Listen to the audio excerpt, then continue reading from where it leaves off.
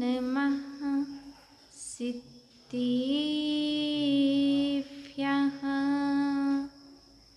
नमो वैरियन्ताणं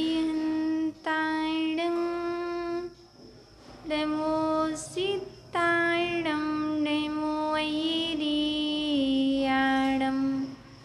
नमो वत्सायाणं नमो लोये सविसाहुडं वन्दितु सौसिन्धी ध्रुवमत्सल मणुवमं गयिं पत्ति बोच्छामि समीपाहुड मिडमो सुईकी बिली भडियं नमः समय साराया स्वानुभूत्याचकासति चिस्वभाव भावाया सर्विभावान्तरच्छिदि गुरुवः पन्तिनो नित्यं ज्ञानिदर्शननायकः चारित्राणगम्भीरा मोक्षमार्गोपदेशिकः मोक्षमार्गोपदेशिकः बोली देवादिदेविकजन मूल नायक श्री आदि ब्रह्मादिनाथ भगवान की 24 तीर्थंकर भगवान की परम पूजनीय आचार्य वन श्री कुंद कुंद स्वामी की परम पूजनीय आचार्य वन श्री पूजपाद देवी की प्रातः स्मरणीय सारस्वत कवि नई चक्रवर्ती मम गुरुवर्य आचार्य श्री विभव सागची महामुनि राज की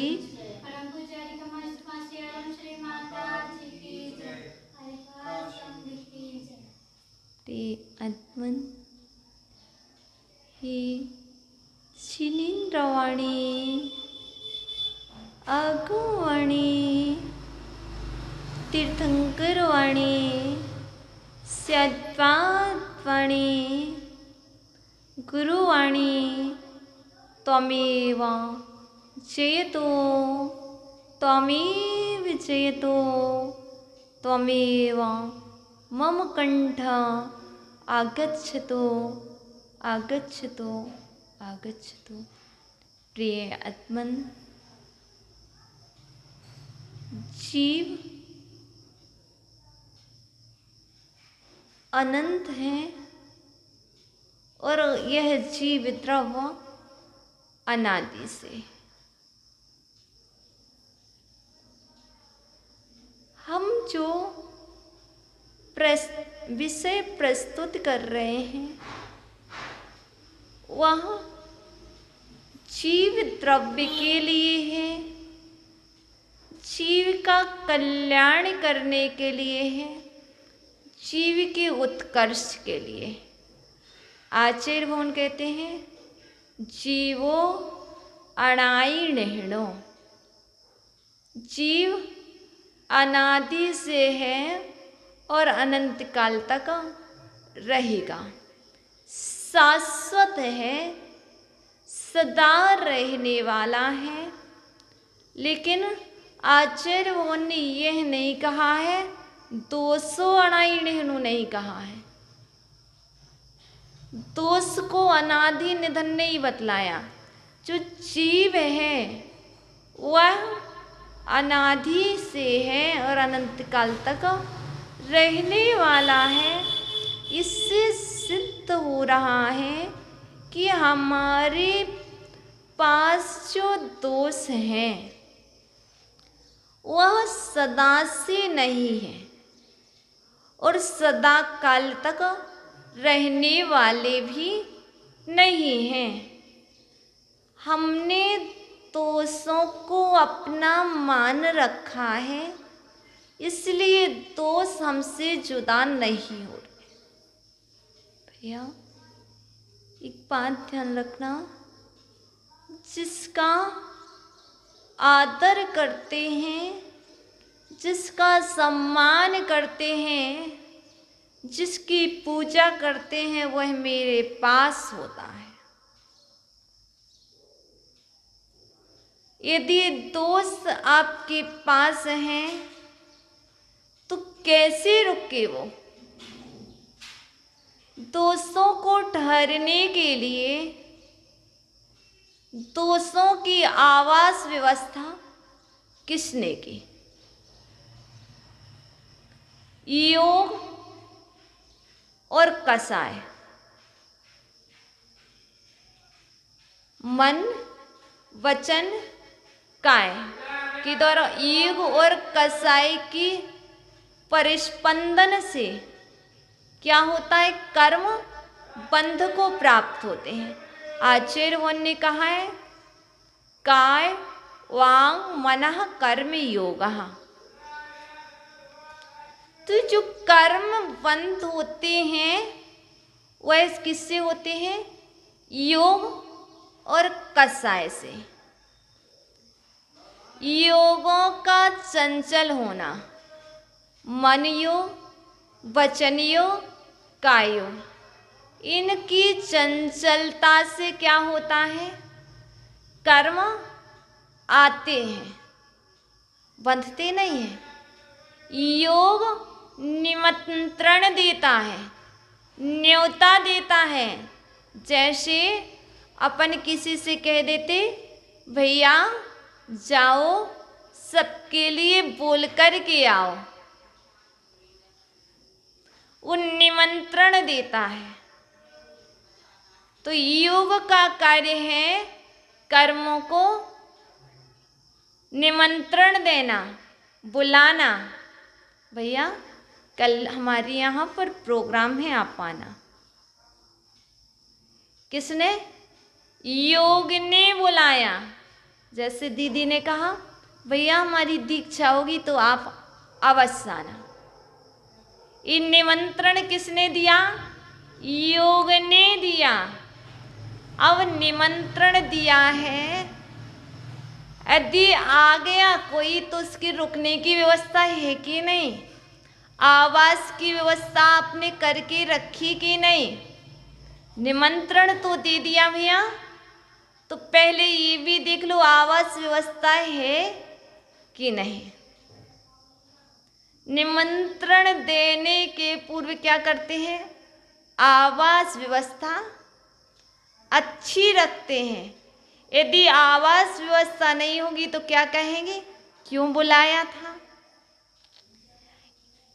ऐसे ही कर्म को बुलाने का काम योग का है और कसाय का काम आवास व्यवस्था है। कसाय आवास व्यवस्था को संभालती है। कर्म योग ने बुलाया, चंचलता के कारण कर्म आते हैं। यदि जीव के अंदर कसाय ना हो तो वह कर्म बंध को प्राप्त नहीं होंगे। तो आचार्य वन कहते हैं योगों की चंचलता हानिकारक जितनी नहीं है उससे बड़ी हानि कसाय से है। यदि कसाय नहीं होंगी तो योग कितने भी चंचल रहें कोई हानि नहीं। देखो बच्चे बहुत चंचल होते हैं, इधर भी घूमते हैं उधर भी घूमते हैं और थोड़े में रूठ जाते हैं और लेकिन थोड़े में मान भी जाते हैं। जो बड़ा व्यक्ति होता है वह चंचल नहीं होता है। एक श्रावक बैठा है वह चंचल नहीं है, लेकिन उसके मन में कुछ ना कुछ अवश्य चल रहा है, कसाएं चल रही हैं। हम बच्चे को कह रहे तुम शांत बैठ जाओ,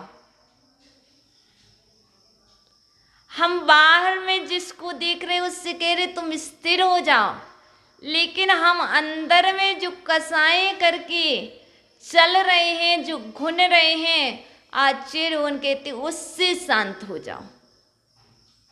इस सबसे बड़ी हानि कराने वाली है। क्षतिम क्षति को करने वाली हैं, विनाश को करने वाली हैं, क्योंकि मुझे सामायिक करना है, मुझे समता में प्रवेश करना है। तो आचार्य रोहन कहते हैं योग कितने भी चंचल रहे,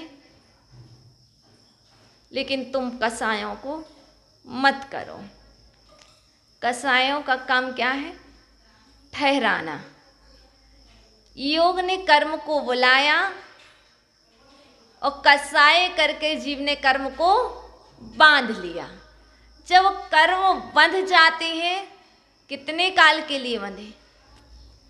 एक समय में जीव चाहे तो अल्प से अल्प समय बांध ले और अधिक से अधिक समय का कर्म बांधे तो 70 कोड़ा कोड़ी सागर का कर्म ये जीव बांध सकता एक समय में।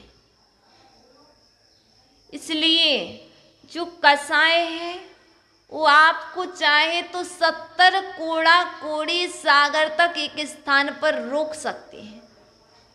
भैया आप तो जमीन पर चलते हो, भूमि पर चलते हो, वायु आकाश में उड़ती है, लेकिन कर्म चाहे आकाश हो, चाहे नीचे हो, चाहे ऊर्ध में हो, चाहे अधो में हो, चाहे नैऋत्य हो, चाहे वायव्य हो, कहीं भी हो, कर्म आपको सभी जगह पकड़ लेगा। व्यक्ति आपको खोज पाए या ना खोज पाए, लेकिन आपको कर्म सर्वत्र खोज लेगा। कर्म से आप कहीं भी नहीं बच सकते हो, आप व्यक्ति से बच सकते हो, आप अदृश्य हो सकते हो, लेकिन कर्म के सामने ना आप अदृश्य हो सकते हो। कर्म आपको कहीं नहीं छोड़ेगा, कर्म सभी जगह पकड़ लेगा। कोई सी भी गति हो, कोई सी भी पर्याय हो। इसलिए आचार्य रोहन कहते हैं सावधान रहो। जैसे अभी एक काल चल रहा है, किसका? महामारी का। तो क्या कहा जाता है? सावधान रहो, मास्क को पहनो, हाथ को सैनिटाइज करो। क्यों? यदि तुम्हें कोरोना से बचना है, यदि तुम अपना जीवन चाहते हो, तो आप क्या करो? सावधान रहो। ऐसे ही आचार्य रोहन कह रहे हैं यदि तुम्हें कर्म के बंध से बचना है, क्योंकि योग से प्रकृति और प्रदेश बंद होता है और कसाय से स्थिति और अनुभाग बंद होता है। जितना योग हानिकारक नहीं है, उससे ज्यादा हानिकारक कसाय है। भैया सामान्यता जुखाम होना प्रत्येक वर्ष होता था, प्रत्येक वर्ष फीवर आता था, कोई हानि नहीं थी। लेकिन अभी आपको यदि जुखाम हो जाएगा, यदि आपको फीवर आ जाएगा तो हानि है। इसलिए कह रहे सावधान रहो। तो आचार्य रोहन कह रहे हैं कर्मों से बचे रहो, क्योंकि प्रत्येक समय 7 कर्मों का बंध हो रहा है। कौन कौन से? ज्ञानावर्णीय, दर्शनावर्णीय, वेदनीय, मोहिनीय, नाम, गोत्र, अंतराय। आयु कर्म का बंध त्रिभाग में होता है। जो भुज्यमान आयु हो उसके त्रिभाग में आयु का बंध होता है, लेकिन प्रति समय प्रतिपल यह जीव इन 7 कर्मों का बंध करता है। इसलिए आचार्य रोहन कहते हैं बंध से सावधान। कौन सा बंध करना है? कसाय करके बंद करोगे तो अशुभाश्रव होगा, अशुभ बंध होगा, और अशुभ बंध अशुभ आश्रव पाप का कारण है। यदि शुभ भावों को करके विशुद्ध परिणामों को रख के समता के साथ यदि कर्म का बंध करोगे, शुभ आश्रव होगा और वह पुण्य कहलाएगा। हमें पुण्य को करना है, पाप को छोड़ना है। हम पुण्य कार्य करने के लिए आए हैं, हम पाप कार्य करने के लिए यहाँ नहीं आए। कल हम सभी प्रतिक्रमण कर रहे थे। क्यों? क्योंकि मुझे सामायिक में प्रवेश करना है। तो आचार्य बोल कह रहे सामायिक में प्रवेश करने के पूर्व प्रतिक्रमण कर लो। प्रतिक्रमण किसका होता है, क्यों किया जाता है? तो आचार्य बोल कह रहे हैं भूतकाल के पाप मिटाने प्रतिक्रमण करता। भूतकाल के पाप मिटाने प्रतिक्रमण करता। आगे निंदा गरहा आलोचन से भाव विमण हरता। क्यों? हम आज के पाप को मिटाने के लिए नहीं। भूत क्या है? दूसरी पर्याय, वह तो भूत है ही, लेकिन जो अभी से वर्तमान प्रेजेंट पोजीशन से 1 मिनट के पहले का काल, पहले का समय भी क्या है? भूत है। कल सुबह 1 घंटे 2 घंटे इन सब टाइम में, इस काल में जो पाप हुए हैं, उन पाप को मिटाने के लिए मैं क्या कर रहा हूं? प्रतिक्रमण कर रहा हूं। कैसे? निंदा पूर्वक, गरहा पूर्वक और आलोचना पूर्वक। निंदा क्या कहलाती है? आत्म साक्षी दोष प्रकटनम निंदा। आचार्य भवन कह रहे हैं समय सार की तात्पर्यवृत्ति में आत्मा की साक्षी पूर्वक दोषों का प्रकटन करना निंदा है। दोषों को प्रकट करना किसकी साक्षी में? आत्मा की साक्षी में दोषों को प्रकट करना, कहना हे भगवान मुझसे ये दोष हो गए हैं, मैं इस दोष से, इस अपराध को स्वीकार कर रहा हूं। अपने आप में आभास होना। लोग दोष कर लेते हैं और क्या कहते हैं? मैंने तो किया ही नहीं। स्वीकार ना करना। इसलिए आचार्य भवन कह रहे हैं निंदा करो। आत्मा की साक्षी में निंदा होती है, गुरु की साक्षी में गरहा होती है, पंच परमेष्ठी की साक्षी में गरहा होती है, और गुरु की साक्षी में आलोचना भी होती है। गरहा कैसी? गुरु साक्षी दोष प्रकटनम गरहा। गुरु की साक्षी में किए हुए अपने दोषों को प्रकट कर देना। कैसे? निश्चल भावों से, निश्चल, छल रहित होकर के। ऐसा नहीं करना कुछ छिपा लेना, कुछ प्रकट कर देना। कहीं ऐसा ना हो गुरु ज्यादा हमें प्रायश्चित ना दे दें।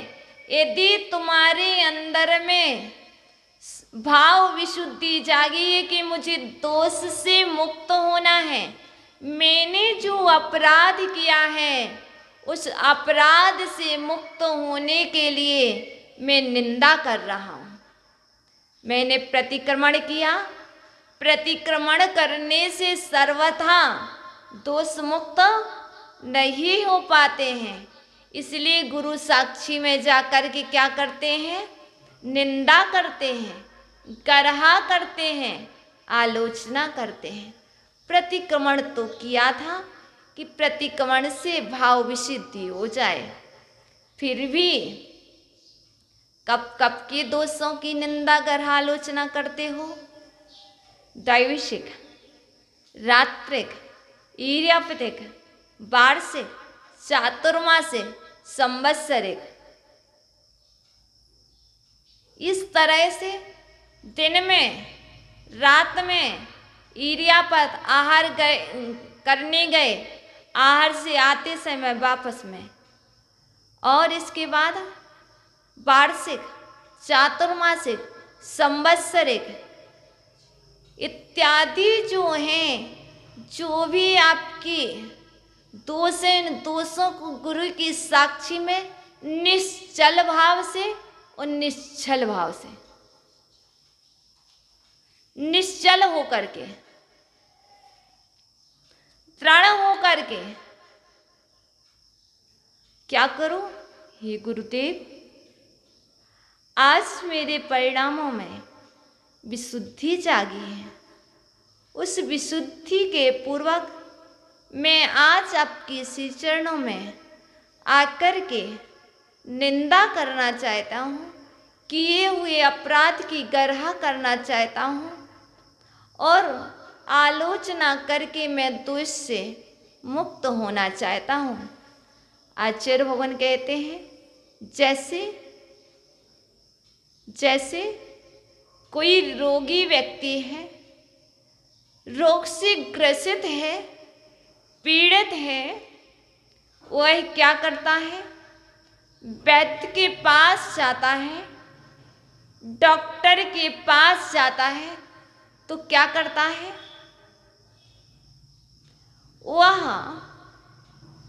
निश्चल होकर के अपने रोग को बतला देता है।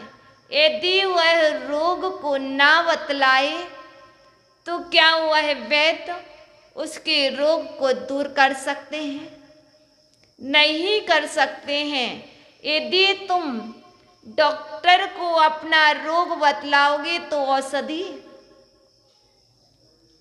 आपको जो चाहिए है, जिससे रोग ठीक होना है, वही मिलेगी। इसी तरह आचार्य भगवान ने आयुर्वेद जो आचार्य को वैद्य कहा है, शिष्यो रोगी, शिष्य रोगी है, आचार्य वैद्य है, तो आचार्य रूपी वैद्य के पास जाकर के निश्चल भावों से, उन निश्चल भावों से, राग द्वेष से रहित होकर के आत्मा की विशुद्धि पूर्वक, आत्म साक्षी पूर्वक गुरु के चरणों में बैठ करके क्या करना चाहिए? अपनी गरहा करना चाहिए। और गरहा करके क्या करना चाहिए? आलोचना करना चाहिए। कैसे? तत् गुरुवे प्रथमादय निवेदनम 10 दोष विवर्जितम आलोचना। 10 प्रकार के दोषों से रहित होकर के गुरु के समक्ष प्रमाद को छोड़ करके, जो अपराध को कहा जाता है, आलोचना बोल करके होती है। आलोचना, आलोचक आलोचना को बोल करके करता है। आलोचना मौन पूर्वक नहीं होती, आलोचना लिख करके नहीं होती, आलोचना गुरु के समक्ष बोल करके होती है। और यह भी गुरुजन को पूछते हैं, किस क्षेत्र में यह दोष हुआ, किस काल में हुआ, किस स्थान पर हुआ। लेकिन एक बात तो बतला दूं, जो गुरुजन होते हैं, जब शिष्य और श्रावक जन गुरुजन के पास निंदा गरहा आलोचना करते हैं, तो उन श्रावक जन के लिए, उन शिष्यों के लिए वो अपने गुरु पर विश्वास होता है। जब विश्वास ना हो तो आलोचना करने वाला आलोचना कर पाएगा क्या?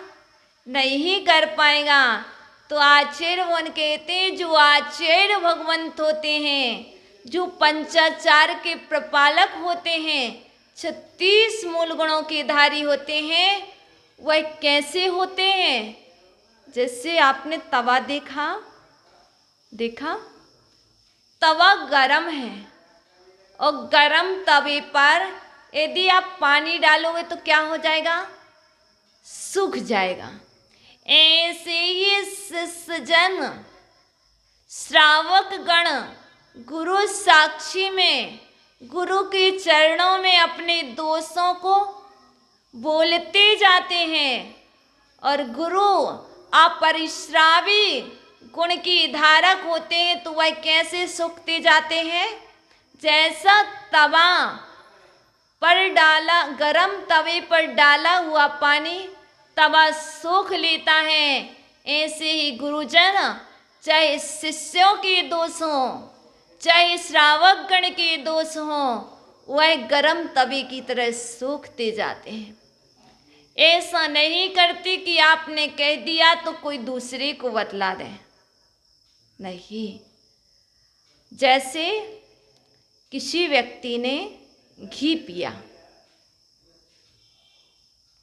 घी पीने के बाद क्या जीभ में लगा रहता है?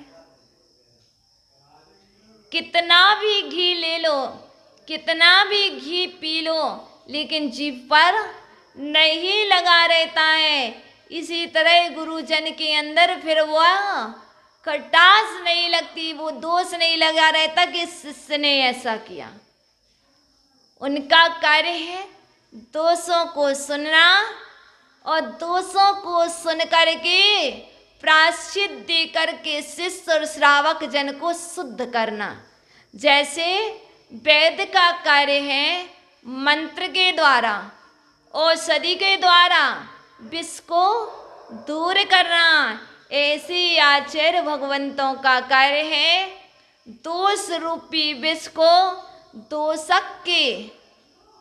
दोष रूपी विष को प्रायश्चित दे करके, दंड दे करके उनको शुद्ध कर देना।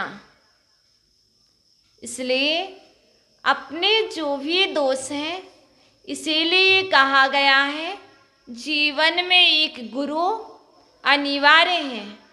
यदि जीवन में गुरु रहेंगे तो हमारे कैसे भी दोष हुए होंगे, कैसे भी गलत भाव बने होंगे, कहीं भी बने होंगे, हमने तो गुरु के लिए अपना जीवन छोड़ ही दिया है, क्योंकि भगवान मौन रहते हैं। यदि भगवान के समक्ष आप कहोगे तो भगवान मौन रहते हैं, वह कुछ नहीं कहते हैं। तो हमें गुरु अनिवार्य है कि गुरु हमारे दोषों को सुन लेंगे, हमारे अपराधों को सुन लेंगे और अपराध को सुन करके वह हमें प्रायश्चित के द्वारा शुद्ध कर देंगे। इसलिए डरो मत, सामायिक करना है तो आचार्य वन कहते पूर्ण पहले शुद्ध हो जाओ। जब तक शुद्ध नहीं होगे तब तक मन नहीं लगेगा। देखो कभी कोई गलती हो जाए, किसी को प्रकट नहीं की आपने, आपके अंदर अंदर चल रही है, आप कोई भी कार्य करोगे आपके मन में चलेगा मैंने ऐसा किया। यदि वह दोष आपने गुरुजन को बता दिया तो आपका क्या होगा? सिर का भार हल्का हो जाएगा। मैंने गुरु को बता दिया है, मैंने गुरु से प्रायश्चित ले लिया है, अब मैं शुद्ध हो गया हूँ।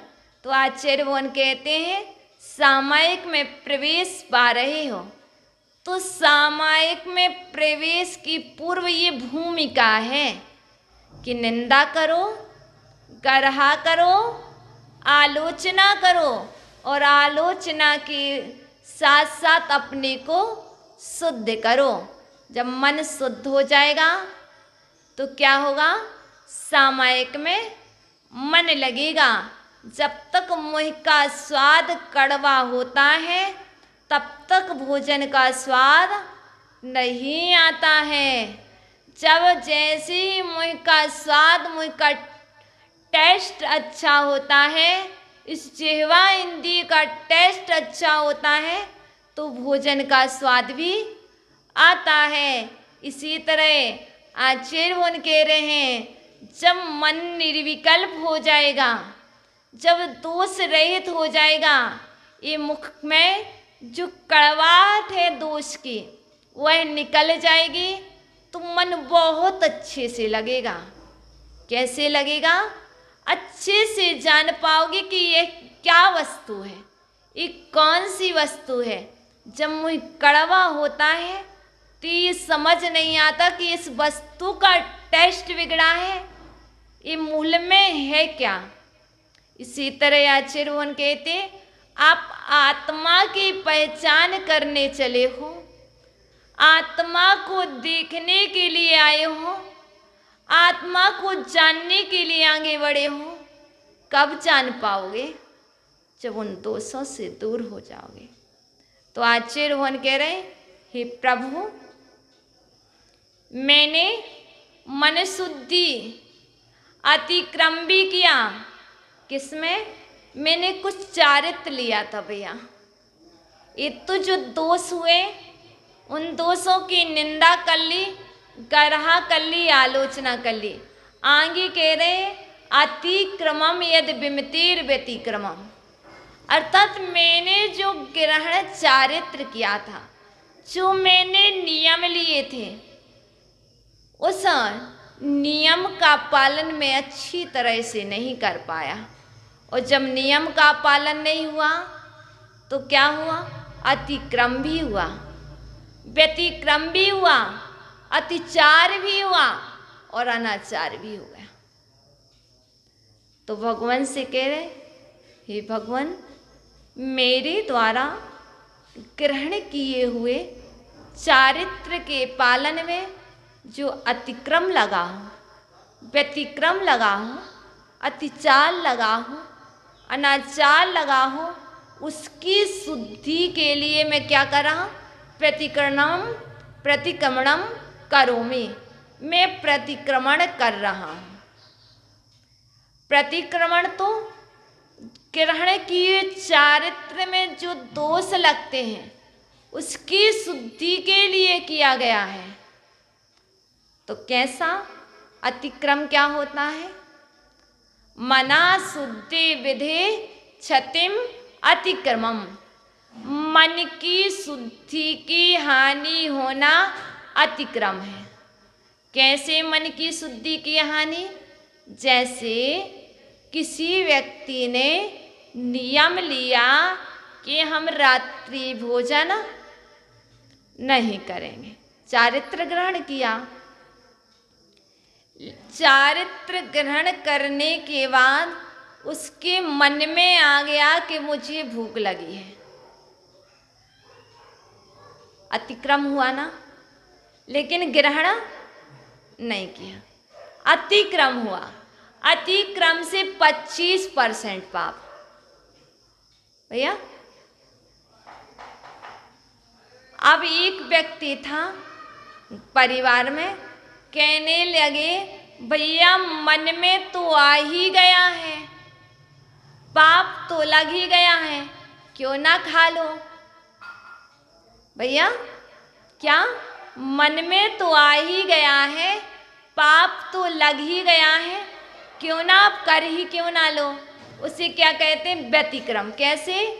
अतिक्रमम शील व्यतिः विलंघनम व्यतिक्रमः, अर्थात लिए हुए किसके?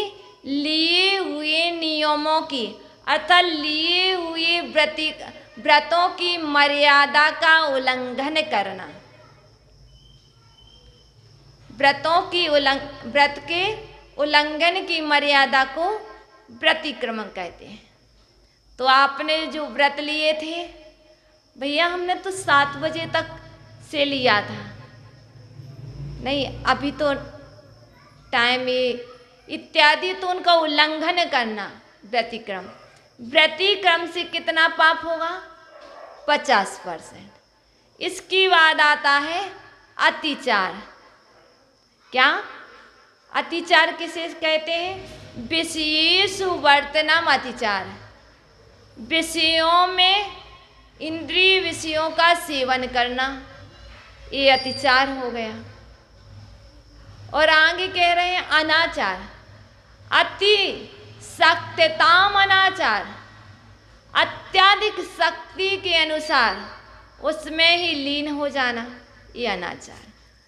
अतिक्रम से 25%, व्यतिक्रम से 50%, अतिचार से और अनाचार से जैसे भाव आए 25%, व्रत को तोड़ दिया, उस एक दिन खाया, भैया एक दिन किसी के कहने पर भोजन कर लिया, अब क्या मन में आ गया? कल तो किया था, नियम तो टूट ही गया है, अब क्यों ना टूट जाने दो। टूट तो गया ही है, अतिचार कर लोगे। अब टूट गया तो अब और अच्छे से करो। अब तो रोज के रोज प्रतिदिन करो रात्रि में।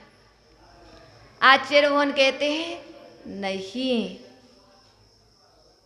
ये भी नहीं करना चाहिए, ये भी पाप है। इन सब के जो ग्रहण चारित्र किया है उसमें जो दोष लग गए हैं, उसकी शुद्धि के लिए मैं आज प्रतिक्रमण कर रहा हूँ, मैं प्रतिक्रमण से शुद्ध हो रहा हूँ। भैया देखना, एक ड्राइवर होता है, ड्राइवर गाड़ी चला रहा है, ड्राइविंग कर रहा है।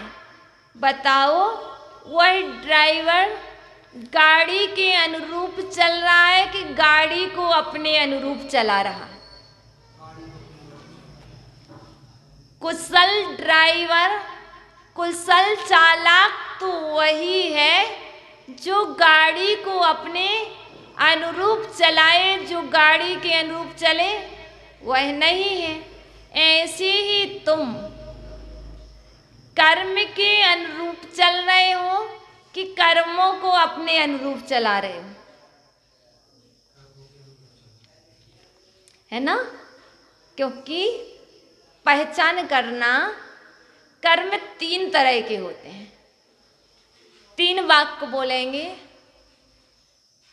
मैं बुद्धिमान हूँ, मैं गुणवान हूँ, मैं रूपवान हूँ और मैं श्रीमान हूँ। हमने यहाँ पर 4 वाक्य बोले। इन 4 वाक्यों में बतलाओ क्या बदला है, क्या परिवर्तन हुआ और क्या शाश्वत है, क्या स्थिर है, क्या परिवर्तित है।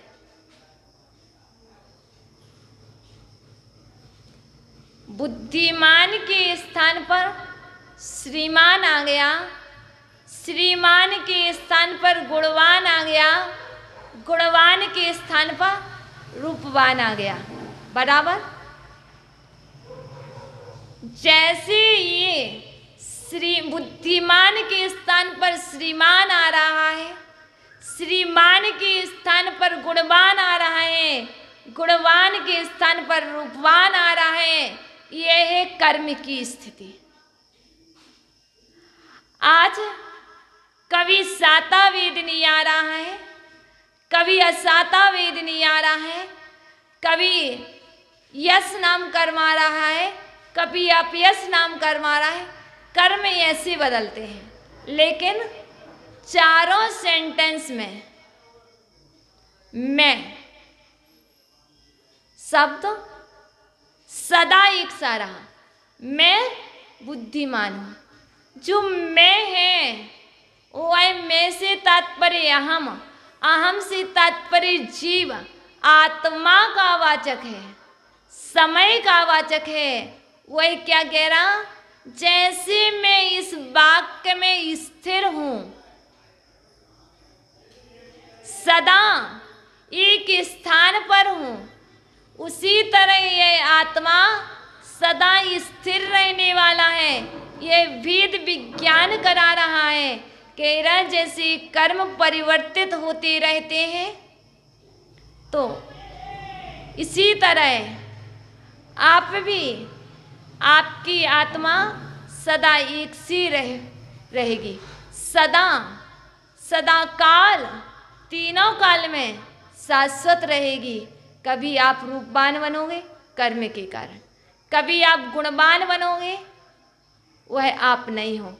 ये पुद्गल की देन है, ये पुद्गल की पर्याय है। इसलिए इसमें लीन मत हो जाओ, इसको पहचानो।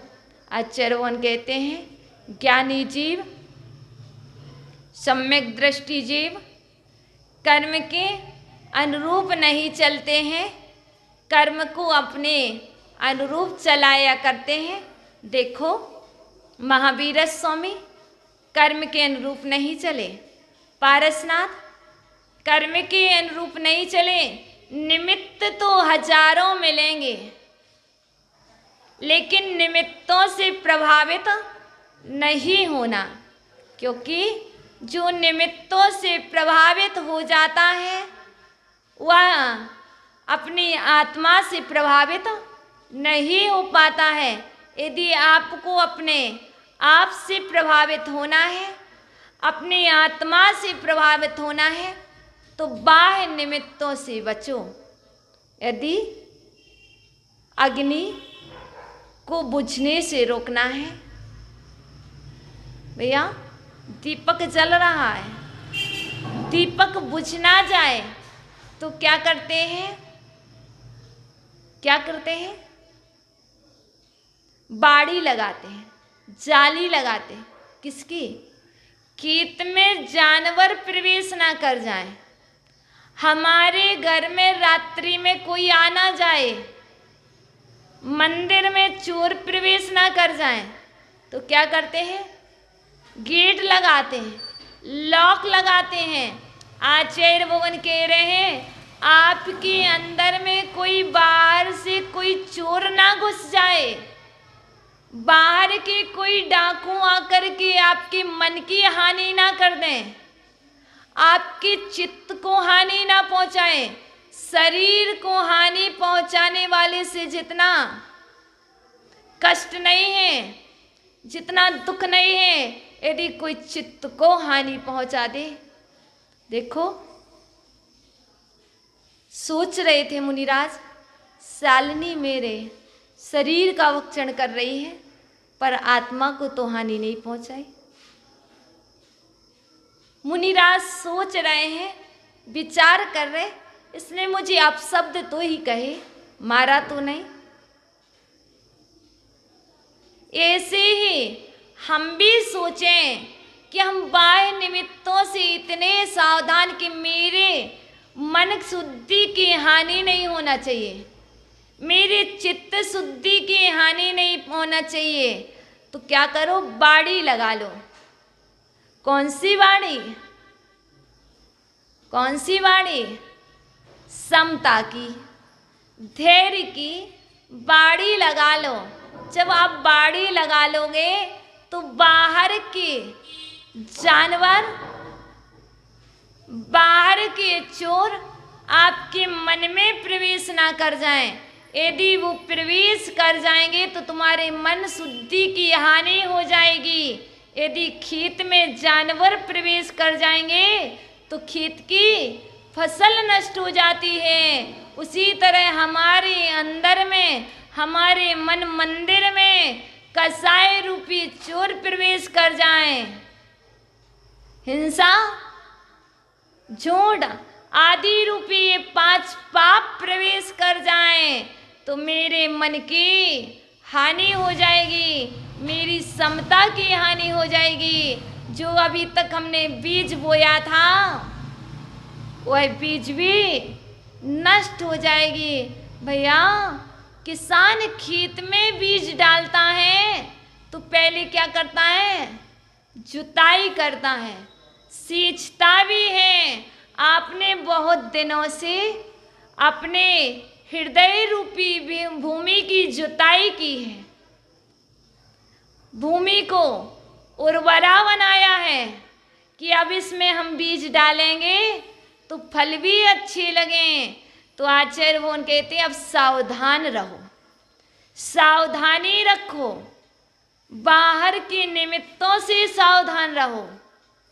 भैया सर्दी होती है तो आपकी बॉडी पर प्रभाव पड़ने लगता है, रूखापन आ जाता है कि अब ड्राई स्किन हो रही है, अर्थात सर्दी होने लगी है। ऐसी जब मन शुद्धि की हानि होने लगे तो समझ लेना कि कोई ना कोई निमित्त जरूर मिल गया है, कोई चोर मेरे अंदर में प्रवेश कर गया है।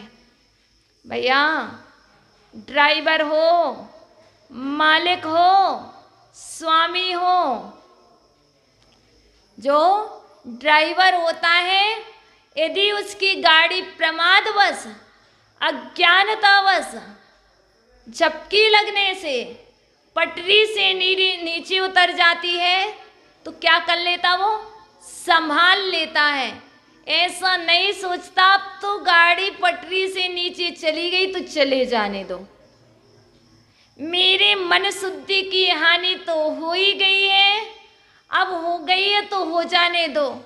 नहीं, जो कुशल ड्राइवर होता है वो क्या सोचता, उतरिए तो संभालने का प्रयास करता, कब ऐसा नहीं करता कुछ देर वहीं बैठा रहे, जस्ट क्या करता है, पटरी पर लाने की कोशिश करता है। इसी तरह आपकी चित्त की हानि हुई है तो आप क्या करो, जिस समय ज्ञात हो गया उसी समय अपनी गाड़ी को वापस लाने का प्रयास करो, तभी आपके जीवन की सफलता है। नाविक की धैर्य परीक्षा क्या, गर धाराएं प्रतिकूल ना हो। देखो नाविक की परीक्षा का काल चल रहा है, आप नाविक हो, आप स्वामी हो, एक नाव में सवार हुए हो।